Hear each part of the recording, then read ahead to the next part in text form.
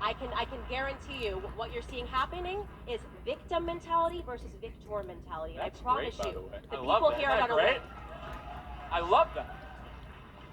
And there's no doubt in my mind. I can tell you right now who is going to be better off when we look 20 years and we look at the faces in this room. Who is going to be better off are the girls that are sitting right here and across this room, because they don't have your mentality. Victim mentality is not cool. I don't know why people like being oppressed. It's the weirdest thing I've ever heard. I love oppression. We're oppressed. 400 years of slavery, Jim Crow, which, by the way, none of you guys lived through. Your grandparents did, and it's embarrassing that you utilize their history. You utilize their history, and you come in here with more emotion than they ever had when they were living through it. More emotion than they ever had when they were living through it. It's embarrassing. You're not living through anything right now. You're overly privileged Americans. It's what's going on right now. Damn, you teach a girl, yeah! But I guess my question is, are you talking about, you say facts, not feelings, but do you think that your rhetorical, whatever rhetorical power you have, that it's coming from the feelings that you're creating in your audience? Or do you think it's actually coming from the validity of your arguments? So what are you saying, that our facts are creating feelings? Is that what you're saying? No, it's just this presentational style you have. It seems to be tapping more into feelings than facts, right? So I wonder, how do you reconcile that with what you said at the beginning? Well, we're talking about facts, so I don't really understand what you're saying. You're saying that the facts are making people emotional. Is that the argument? Yeah, I mean, so I don't look, really get what he's saying. I mean, I hope some people laughed and some people thought about issues a little differently, but that's the key thing. If thinking is the gateway to feelings, then so be it. However, we used a lot of facts. She talked about black single motherhood. We talked about the deterioration of the inner cities.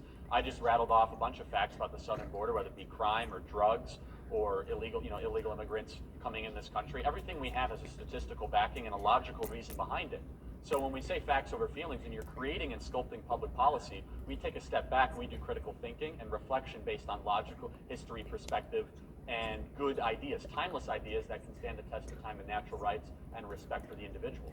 You're obviously just trying to bait people to come up here and talk about social justice issues so that you can try and make like, oh yeah, see, your arguments are so flawed, because of course we're going to be pissed coming up here trying to talk sense into people who are clearly buying into some clear bullshit. So yeah. All right, I'm just gonna give you that's great. I hope you expressed yourself, and that's great. Thank you. No, wait, I also want to know where the open mic is. That's it. You're in front of You're it. in front of it. Okay, good. That was This is an great. open mic. I'm glad. You guys are a great audience. Great. Thank you. You're welcome. Great. That was awesome. Let him speak. He just wanted to be heard. There are only two genders. So I would agree with you that authoritarian socialist states like Cuba and Venezuela have been disasters. But if you look at the Scandinavian social democracies, they outperform the U.S. on all. You don't want to go down this rabbit hole, my The myth of the Scandinavian socialism. Yeah, they outperform the U.S. in GDP per capita, education outcomes, and life expectancy. Still going down the path. So let's Here's ask the Charlie question. Kirk.